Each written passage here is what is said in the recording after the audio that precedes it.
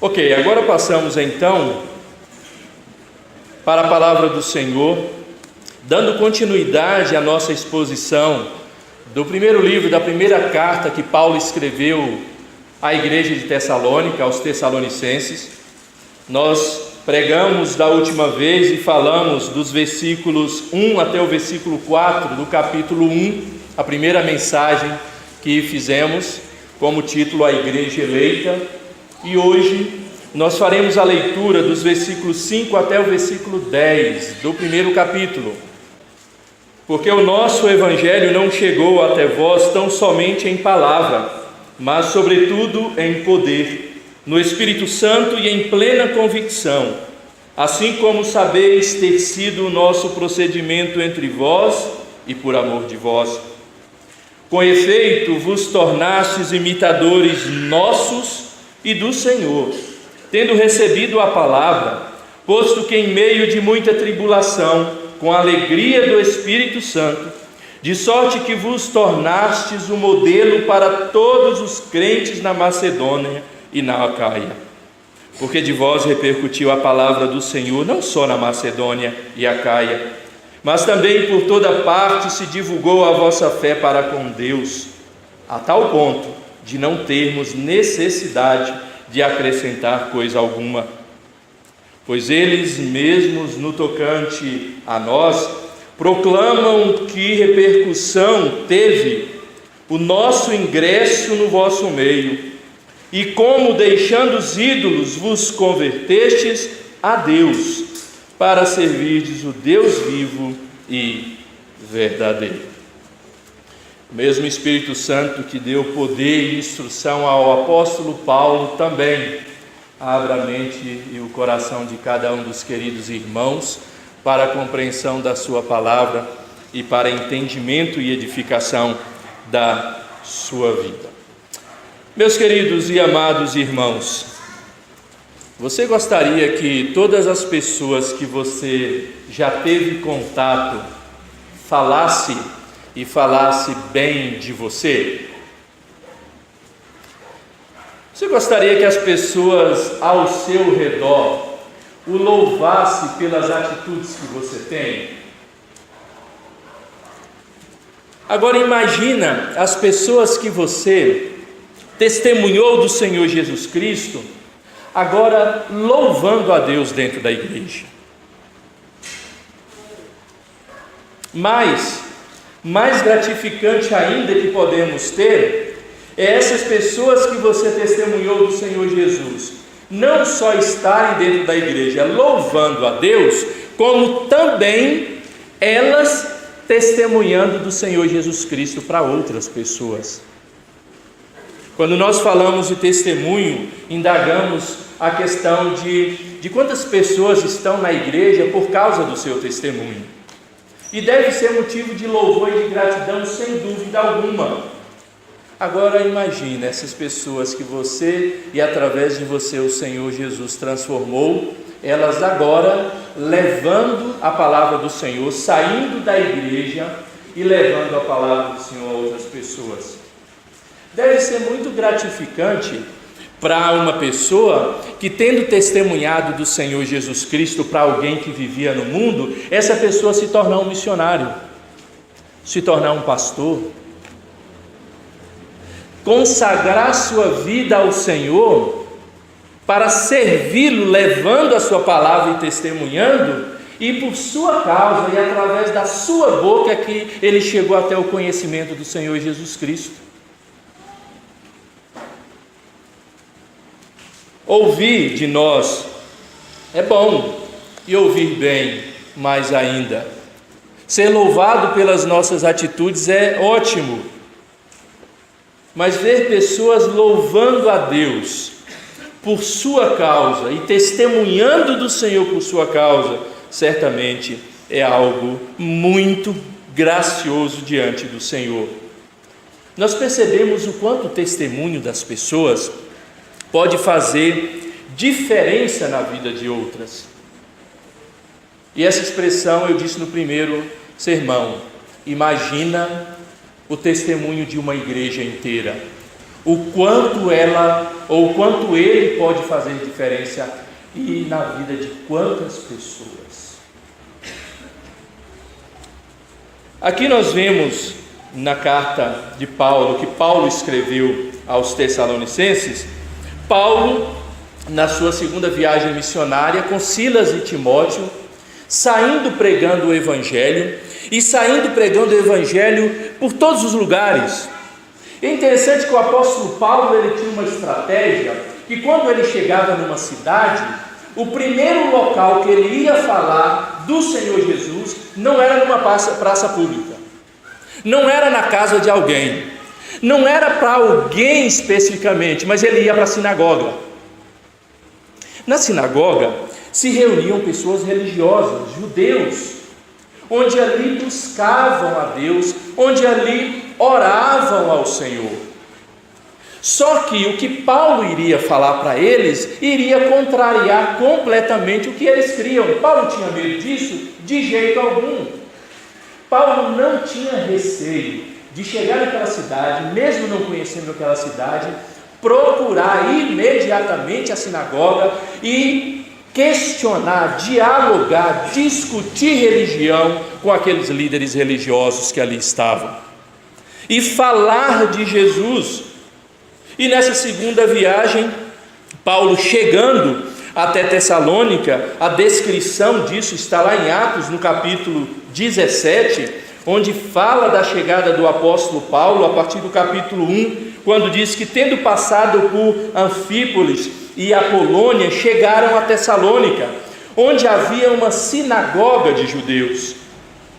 Versículo 2 diz: Paulo, segundo o seu costume, foi procurá-los, e por 3 sábados, ou seja, por 3 semanas, arrazoou, discutiu com eles acerca das Escrituras, expondo e demonstrando ter sido necessário que o Cristo padecesse, ressurgisse dentre os mortos, e este dizia ele: é o Cristo, Jesus, que eu testemunho, que eu vos anuncio. Paulo, ele chega naquela igreja testemunhando do Senhor Jesus Cristo, e ele testemunha de uma forma maravilhosa, mas é óbvio que, contrariando o ensino daqueles judeus e daqueles líderes, não ficaria barato essa situação. Dizem que alguns líderes, eles chamam alguns bagunceiros, mercenários, malandros de entre aquele povo, e faz com que eles acusassem ou levantassem contra Paulo, Silas e Timóteo, para que eles fossem expulsos dali, ou quem sabe apedrejado, preso e assim por diante. E então eles fogem dali, de fato, saem dali pelo mal que aqueles estavam intentando. Ele vai para Bereia. A cidade de Bereia tem um episódio muito conhecido nosso, onde nós conhecemos a descrição de que eram mais louvados os de Bereia do que os de Tessalônica, porque eles atentaram para a palavra, aceitaram ali a palavra e observava o que era falado. Mas Paulo deixou a semente, o testemunho do Senhor Jesus Cristo ali em Tessalônica. Paulo levou o Evangelho ali até Tessalônica, e nós observamos que o agir de Deus na proclamação e no testemunho do Evangelho, no trabalhar de Deus, no traçar as estratégias da evangelização, não é à toa. A cidade de Tessalônica era uma cidade essencial, inclusive no trajeto das pessoas. Era uma cidade que ficava à beira-mar, era uma cidade que passava uma estrada muito importante e onde muitas pessoas circulavam, e ali havia facilidade de ir até outras cidades, ou da pessoa sair de Tessalônica e ir até outras cidades. Havia uma facilidade muito grande. Mas também nós observamos que Deus usa essa circunstância da cidade de Tessalônica para a evangelização da Macedônia, a evangelização da Acaia, que é exatamente o testemunho que esta igreja, que foi organizada lá na cidade de Tessalônica, passou a dar.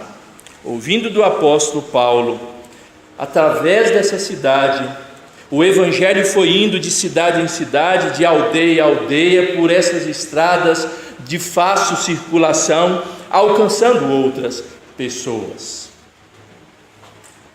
Essa cidade, ela recebeu o nome de Tessalônica devido a um dos generais de Alexandre o Grande casar com a irmã de Alexandre, que chamava Tessalônica.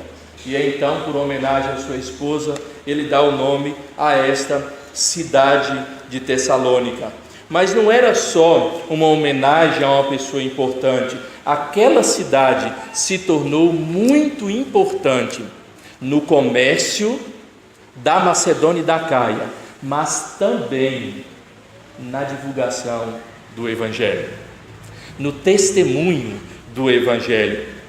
Quando Paulo e os seus companheiros chegam pela primeira vez aqui em Tessalônica para pregar o Evangelho, eles, chamados por Deus, eles cumprem com o seu chamado e com o papel que eles tinham a cumprir ali naquele local. Tessalônica,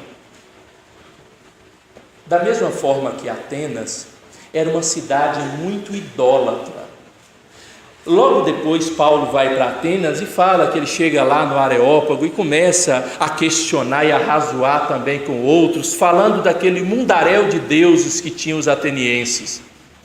Mas Tessalônica também havia muitos deuses que aquele povo servia. E era um povo que era uma religião viva, as pessoas intentavam em servir. Havia um dos deuses ali que serviam, em que a prática de culto deles se assemelha muito com as nossas religiões afro, aqui do nosso país, de terreiros, onde com muitos tambores, com muitas danças, com muitos gritos e assim por diante, serviam a esses deuses. E Tessalônica era permeado disso. Aquela cidade era permeada dessa idolatria.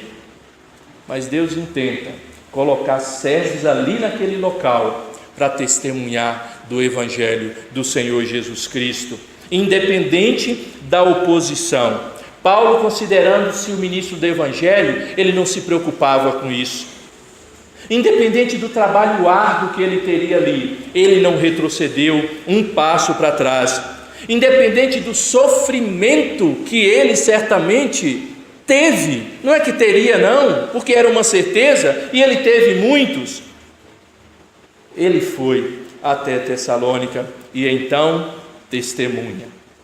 Mas o que eu quero falar para os irmãos nessa noite é do testemunho do apóstolo Paulo, mas também do testemunho da igreja de Tessalônica.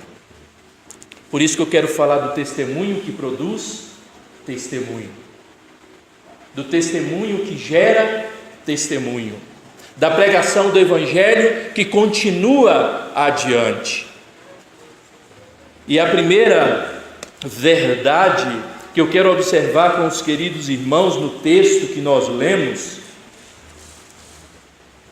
é que quando o apóstolo Paulo, no versículo 5, ele diz assim na primeira parte: porque o nosso Evangelho não chegou até vós tão somente em palavra, mas sobretudo em poder, no Espírito Santo e em plena convicção.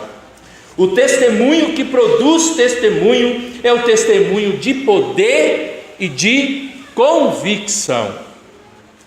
O testemunho de poder provém do batismo do Espírito Santo que você já recebeu. Abra lá em Atos no capítulo 1:8, que nós temos citado inclusive muito esse versículo aqui nas últimas mensagens.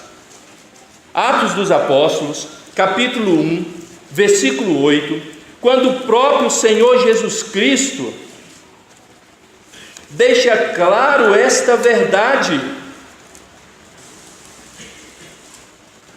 Vamos ler todos juntos esse versículo, que ele fique guardado no seu coração como uma verdade para você e como uma ordem para você também. O que que diz aí no versículo 8? Mas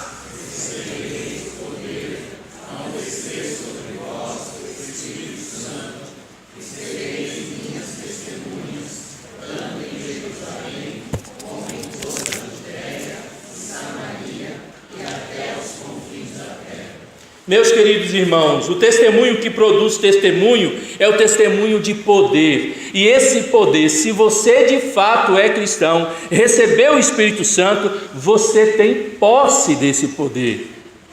A partir do momento em que você recebeu o Espírito Santo de Deus, juntamente com Ele, você recebeu o poder para testemunhar do Senhor Jesus Cristo.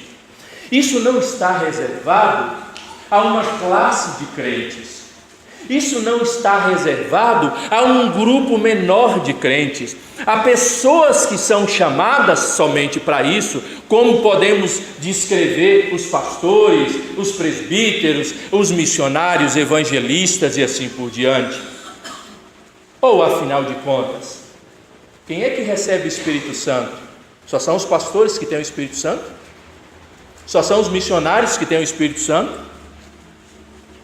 Não, eu creio que a partir do momento em que você se entregou ao Senhor Jesus, você tem o Espírito Santo do Senhor e consequentemente tem o poder para testemunhar do Espírito Santo e do Senhor Jesus. O testemunho precisa revelar o poder de Deus para a salvação de todo aquele que crê. Abra lá em Romanos, no capítulo 1, versículo 16, e você vai saber o que é o Evangelho. O que você tem de posse no seu coração e nos seus lábios e que você deve fazê-lo?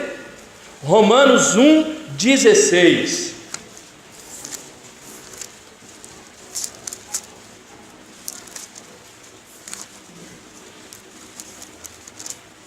Mais uma vez vamos ler juntos este versículo.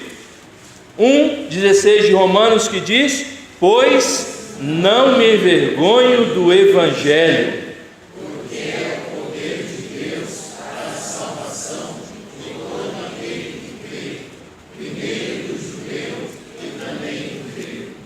Você ainda duvida que você tem poder para salvar as pessoas?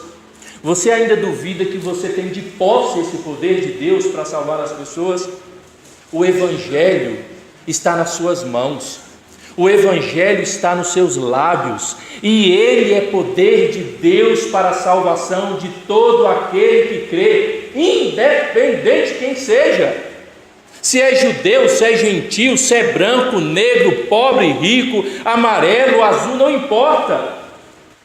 Ele é poder de Deus para transformar a vida de quem quer que seja. Infelizmente, nós temos um grande erro de qualificar as pessoas para a salvação. Possivelmente você já olhou para alguém e disse: aquele dali eu acho que nem Deus dá jeito. Mas por outro lado, você olha para aquela outra pessoa e diz assim: esse só falta ser crente.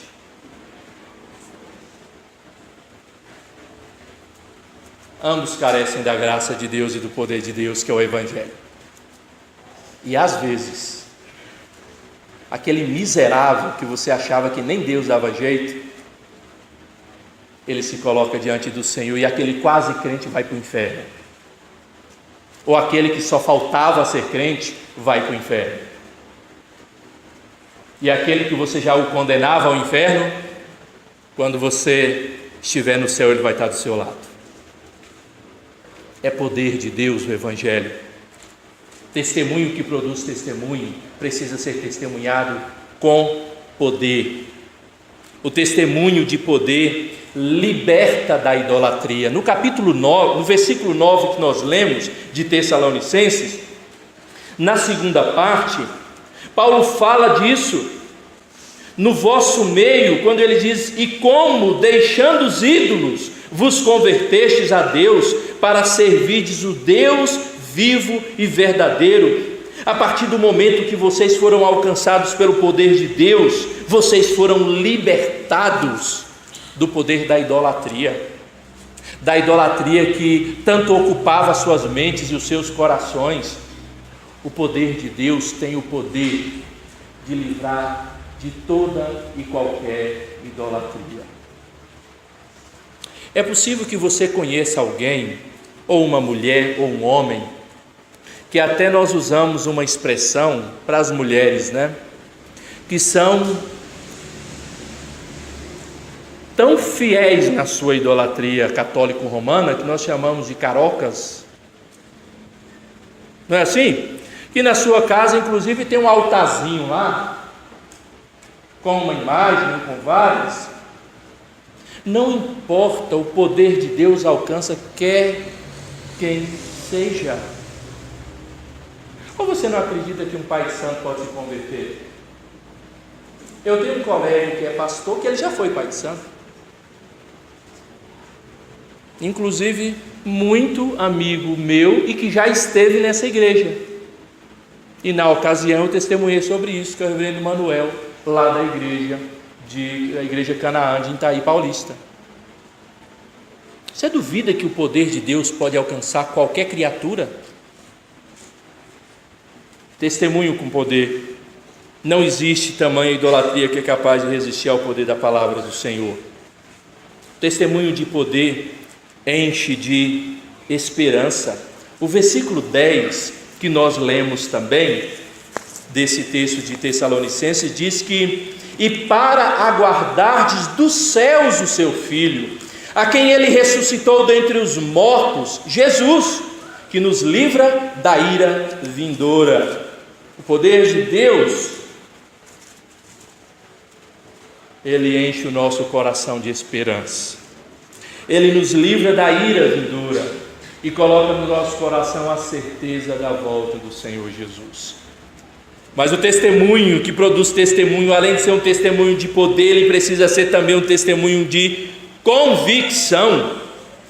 E o testemunho de convicção, ele é completo. Alguém que fala do Senhor Jesus Cristo, alguém que testemunha sobre o Senhor Jesus Cristo e não fica dúvida alguma. É isso que o apóstolo Paulo, no versículo 8 que lemos, fala: não houve necessidade alguma, a última parte do versículo 8, a tal ponto de não termos necessidade de acrescentar coisa alguma, porque o que eu falei para vocês, vocês guardaram de tal forma que vocês transmitiram, e eu não preciso acrescentar nada mais, porque vocês testemunharam o que precisava, porque vocês ouviram o testemunho que eu dei. Imagine como era o testemunho do apóstolo Paulo na sinagoga. Será que você consegue testemunhar da mesma forma? O que nós temos visto nas nossas igrejas é pessoas nem abrindo a boca para falar de Jesus, quanto mais falar de Jesus com convicção. A pessoa não abre a boca para dizer: Jesus morreu na cruz para me salvar, quanto mais falar para a outra com tanta convicção que a outra crê nele. A pregação e o testemunho precisa ter convicção, porque se você chegar para alguém e dizer: nossa, como é bom ser crente, poxa vida, Deus me amou tanto que Jesus morreu na cruz um dia. Nossa, você não sabe o que você está perdendo. Será que um testemunho assim há convicção no coração? Será que a pessoa vai entender que servir a Jesus vale a pena? Será que a pessoa vai entender que você foi alcançado pelo amor de Deus com uma expressão desse jeito? Nós sabemos que quem alcança o coração das pessoas é o Espírito Santo que transforma, mas se o Espírito Santo lhe transformou e tem o Espírito Santo em seu coração, você precisa ter convicção no que você fala, e precisa falar com certeza, e precisa falar tudo o que precisa falar, porque quando a pessoa for testemunhar também, ela sabe o que falar, porque o nosso testemunho precisa produzir testemunho. O nosso testemunho não adianta transformar uma vida e aquela vida for infrutífera. Convicção no que nós pregamos, testemunho com convicção, para não precisar ser acrescentado absolutamente nada. A nossa convicção de algo nos faz ser fiel na descrição do que nós falamos. Ou seja, quando você está convicto da salvação em Cristo Jesus, você é fiel à descrição dessa salvação. vemos um testemunho de claro poder e convicção aqui do apóstolo Paulo nesta cidade, nesta igreja. Quando o apóstolo Paulo, junto com seus companheiros, descem ali para Macedônia, e eles, no capítulo 16, descreve isso: expulsam um demônio que estava sobre uma mulher, um demônio de adivinhação. Aqueles senhores daquela pessoa ficam muito bravos com o apóstolo Paulo porque trouxe prejuízo financeiro para eles, porque eles cobravam para aquela mulher adivinhar. E Paulo, libertando aquela mulher, expulsa o demônio. O que acontece? Paulo é preso, Paulo é açoitado. Paulo, Silas e Timóteo. Mas diz que lá no cárcere, eles oravam e louvavam a Deus de tal forma que Deus age de uma forma tão tremenda que aquele lugar treme com um terremoto, as cadeias todas quebram, as portas se abrem, mas eles não vão embora. O carcereiro chega lá e, com medo e temeroso, o que vão fazer? Eu deixei esse povo embora e fugir. Paulo diz: não se preocupe, nós estamos aqui. E o carcereiro, vendo tudo aquilo, imagina os outros presos também, que ouviam a oração e o louvor daqueles homens presos. Diz: o que é que eu preciso fazer para crer como vocês creem também? E Paulo diz: crê no Senhor Jesus Cristo e será salvo tu e a tua casa. E diz que ali Paulo prega e batiza aquele homem leva Paulo para sua casa, Paulo prega toda a sua casa. Os líderes, sabendo disso, que Paulo e aqueles eram romanos e cidadãos romanos, ficaram com muito medo. Aqueles cidadãos mandam soltar aqueles homens. Eles dizem: não, eles já estão soltos, então manda eles embora. Paulo fala: não, se eles não vierem aqui me pedir desculpa, eu não vou embora, porque eu sou um cidadão romano. O que é isso? Me prender, me açoitar? Que autoridade eles têm sobre mim? Paulo poderia, dar no pé e ir embora. Ele tinha sido açoitado, ele tinha sido preso, e ele teve a oportunidade de ir embora. Ele diz: não, eu tenho direito. E aqueles líderes ficaram com tanto medo que vieram até o apóstolo Paulo, Timóteo e Silas e pediram perdão para eles. E aí sim, eles foram embora dali. A convicção que o apóstolo Paulo tinha na pregação do Evangelho era algo extraordinário. E não importa o que ele enfrentaria, ele testemunharia. Mas o testemunho que produz testemunho, a segunda parte do versículo 5 nos diz assim: assim como sabeis ter sido nosso procedimento entre vós, e por amor de vós. O testemunho que produz testemunho é um testemunho de amor. Primeiro, amor a Deus acima de todas as coisas, e porque você ama a Deus é que você dá esse testemunho. Quando nós testemunhamos do Senhor Jesus, e se o nosso testemunho for de verdade, de fato, nós não estaremos preocupados, ou seja, vamos testemunhar para encher a igreja. Não é. Você vai testemunhar porque você ama a Deus acima de tudo, porque você ama a Deus e esse amor lhe alcançou, o amor de Deus lhe alcançou, e por amor a Deus você quer alcançar outras pessoas. Quando Paulo, na sua pregação, e por todo lugar que Paulo ia, o enfoque de Paulo, ele é muito cristológico, ele fala muito de Jesus, mas ele fala principalmente do sacrifício de Jesus, da sua morte, da sua ressurreição e da esperança eterna que nós devemos ter. Em vários momentos a pregação que o apóstolo Paulo traz é essa. Ele não fala muito dos milagres que Jesus operou, ele não fala das ações miraculosas que Jesus assim testemunhou, mas ele fala do que Jesus fez por ele, da morte, da ressurreição e da esperança que temos da volta do Senhor Jesus Cristo. Ele fazia questão de pregar o amor de Deus na cruz do Senhor Jesus. Se você não tem outro motivo para testemunhar, testemunhe porque você ama a Deus. E eu espero que todos vocês que estão aqui nesta noite amam a Deus e amam acima de todas as coisas. O testemunho que produz testemunho é um testemunho de amor ao pecador.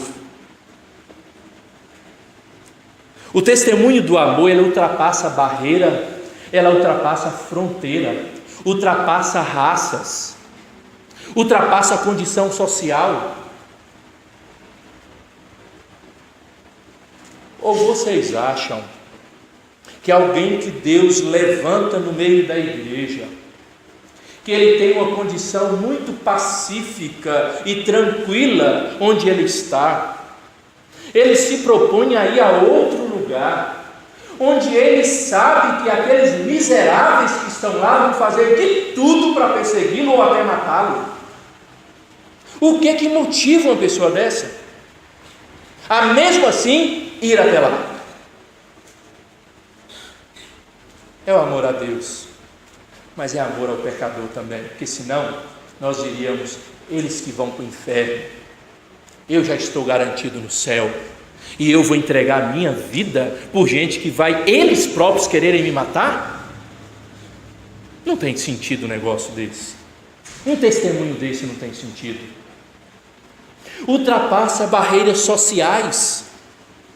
Vocês já perceberam, e um tempo atrás, não me recordo quanto tempo eu falei isso aqui, que nós discriminamos na nossa pregação? Mas nós não discriminamos pobres não, nós discriminamos ricos. Nós intentamos olhar para as favelas, para as comunidades, para os locais que têm necessidade. Vamos lá evangelizar, vamos lá levar um folheto, vamos lá falar, vamos fazer uma campanha, um avanço missionário naquela cidade. Mas ninguém tenta de fazer um trabalho evangelístico em Alphaville, ou aqui um bairro que é mais chique aqui em Jundiaí, Malota, né? Por quê? Não, imagina que eles vão crer. Eles não têm necessidade nenhuma. Tudo que eles precisam, eles têm. Eles têm dinheiro. Vocês sabiam que na estratégia do apóstolo Paulo, os primeiros convertidos eram líderes e pessoas ricas? Sabe por quê? Porque facilitaria muito a proclamação do evangelho com recurso financeiro, com pessoas que lideravam outras pessoas, com pessoas que o testemunho dela falaria muito a outras pessoas, porque eles já seguiam anteriormente.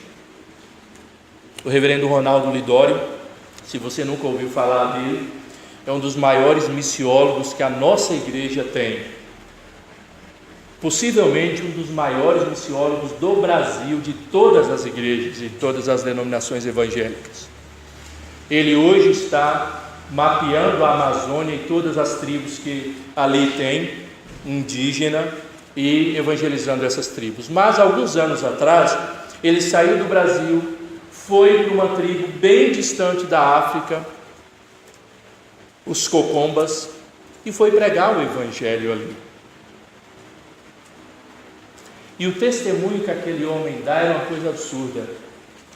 Ele conta que enquanto ele estava naquela tribo e ele ia pregando o evangelho, o líder espiritual, o pajé daquela tribo, ia atrás dele, falando tudo o contrário, para que as pessoas não ouvissem.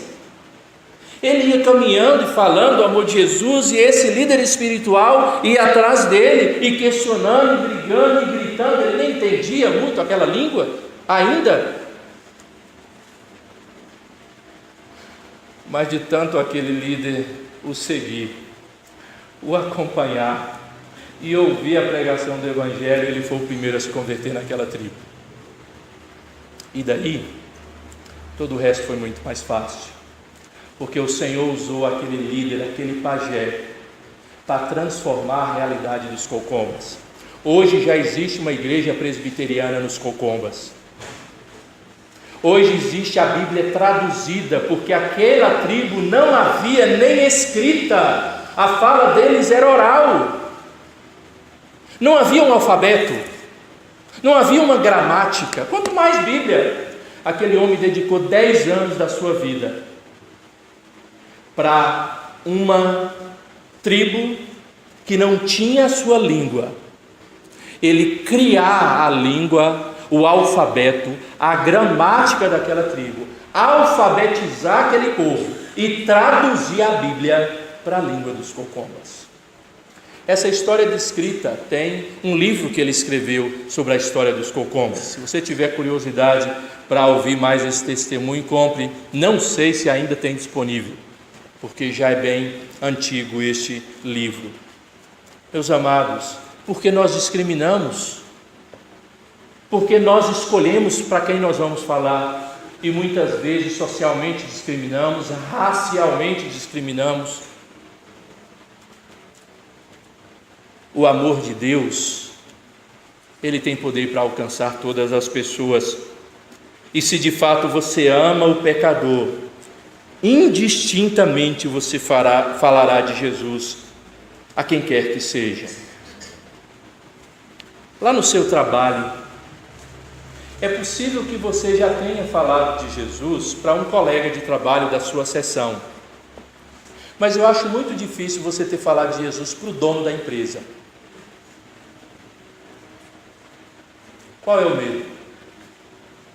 Ser demitido? Se preocupe não.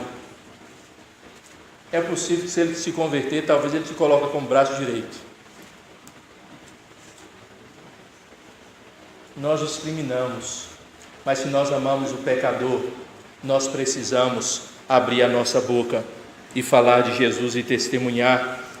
O nosso testemunho, quando é dado por amor, ele não mede consequências que serão enfrentadas para testemunhar.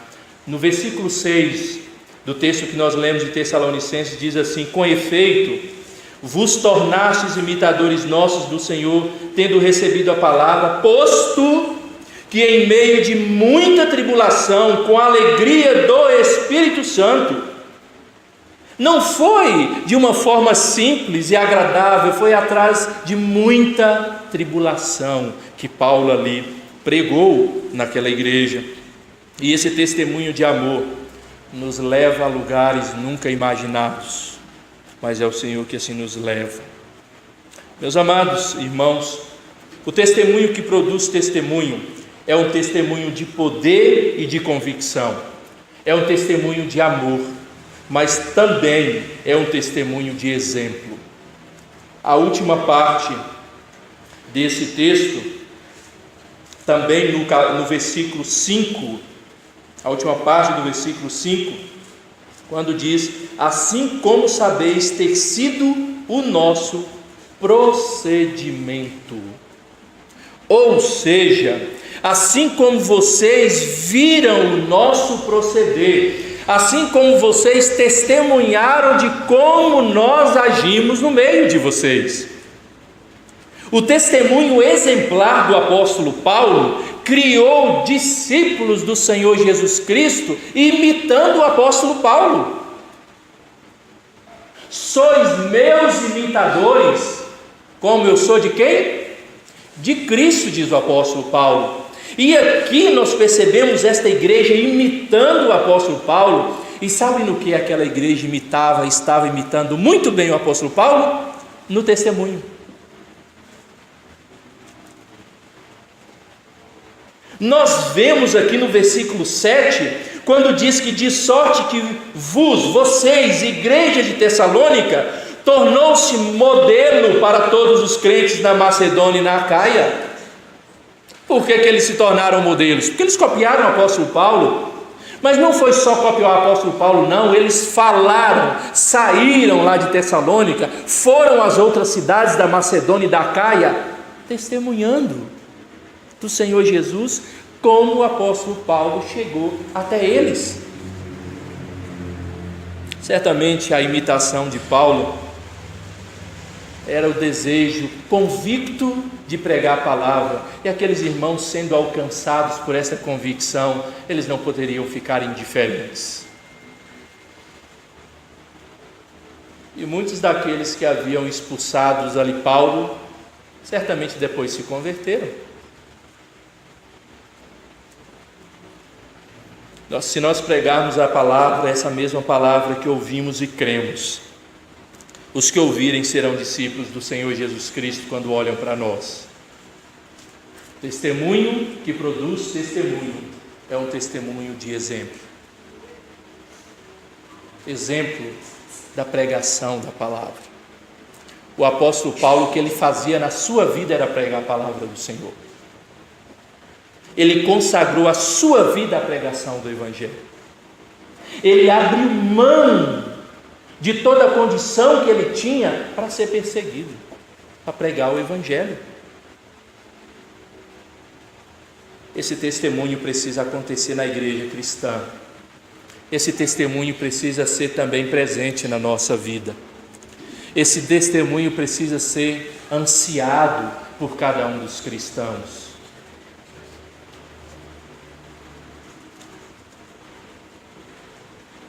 Os tessalonicenses ouviram a palavra do Senhor Jesus Cristo, mesmo tendo ouvido em circunstâncias tão adversas através do apóstolo Paulo, mas assim, captando a mensagem do Evangelho, sendo transformados, eles de tal forma testemunham que se tornam modelo dos crentes. E no versículo 8 diz assim: porque de vós repercutiu a palavra do Senhor, não só na Macedônia e na Acaia, mas também por toda parte se divulgou a vossa fé para com Deus. Veja que coisa maravilhosa. E quando eu olho a história da nossa igreja, da igreja presbiteriana, eu enxergo esse testemunho que produz testemunho. Porque se nós voltarmos lá em Simonton, certamente aquele homem tinha uma convicção tal no seu coração, ele tinha um amor tal a Deus, que ele deixa a sua condição social abastada no seu país maravilhoso, para vir ficar num país cheio de doenças. Inclusive ele morreu por causa de uma dessas doenças tropicais que tinham no nosso país na época, perdeu a sua esposa por causa disso. Vem para cá, prega o Evangelho, e as pessoas que vão recebendo o Evangelho vão sendo transformadas. Padre católico como primeiro pastor presbiteriano, vão recebendo essa convicção do Evangelho e sendo transformados. E quantas outras igrejas foram organizadas no nosso país com a convicção da pregação de servos que amam ao Senhor? Mas não parou por aí. Não foi só na Macedônia e na Acaia que a igreja presbiteriana ficou, não foi só no Rio de Janeiro, não foi só em São Paulo, no Brasil. Agora a igreja presbiteriana do Brasil torna a Europa, torna os Estados Unidos, torna a América Central, o Canadá, torna ao Oriente, a Ásia,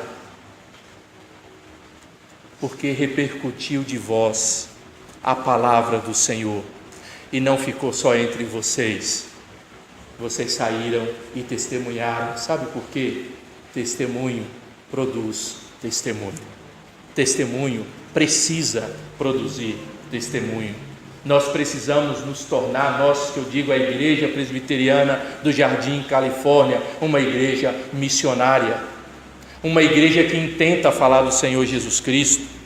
E isso não começa nós enchermos o nosso boletim de missionários que nós sustentamos, mas começa da sua vida, de você ter coragem de falar do Evangelho do Senhor Jesus Cristo, de você abrir a boca e falar do Senhor Jesus Cristo, porque não foi por pouco que o Evangelho chegou no seu coração, não. Um jovem que sobreviveu 8 anos de ministério, plantou esta igreja, que hoje conta com quase 1 milhão de membros. E quantos morreram por causa disso, por o Evangelho chegar ao seu coração? Não foi por Simon, não, foi por Paulo, foi por Pedro. Não foi só por eles, não, foi pelo Senhor Jesus Cristo, que morreu na cruz para lhe salvar e para lhe tornar uma testemunha. Você não pode abrir mão disso. Você não pode abrir mão desse seu dever. Você não pode deixar de lado a obrigação de testemunhar, porque é uma ordem pregar o Evangelho. Porque senão você estará vivendo uma vida de pecado, de omissão. Meus amados, que nós possamos intentar em servir ao Senhor e servir ao Senhor com alegria, testemunhando do Senhor Jesus. E que o nosso testemunho produza mais testemunho. Quão bom é que com o nosso testemunho você ouça falar bem de você lá na empresa. Poxa, fulano é tão correto, é tão honesto. Tão bom. As atitudes dele são tão corretas. Mas melhor ainda, esse é o seu testemunho, você enxergar alguém que através dele está louvando a Deus. Que maravilha. Não só as pessoas falam bem de você, mas as pessoas vão vir falar bem de Deus, louvar a Deus. Mas melhor ainda, e mais louvável e gratificante será se essas pessoas que ouviram o testemunho do Senhor Jesus Cristo através de você estiver aqui louvando a Deus, mas também estiver testemunhando do Senhor Jesus Cristo fora aqui da igreja. Que maravilha, que bênção será esse dia.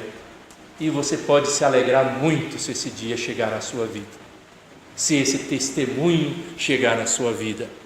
O apóstolo Paulo, certamente, ele foi louvado e louvamos pela sua vida, por todo o testemunho que ele deu e que ele produziu. Nós, como igreja do Senhor Jesus Cristo, também possamos agir assim. Não espere, não aguarde, não pense que essa obrigação são daqueles que são chamados para irem para outros lugares. Deus já te chamou. Não espere você receber alguma nomeação do conselho desta igreja para começar a trabalhar no reino de Deus. Não espere ser eleito para algum cargo dentro dessa igreja para você dizer: agora eu tenho uma obrigação na igreja. Você já tem, você já foi chamado, você já tem um grande compromisso, e louvado seja o Senhor se você cumprir com essa tão grande tarefa. Deixe para os miseráveis o restante do trabalho.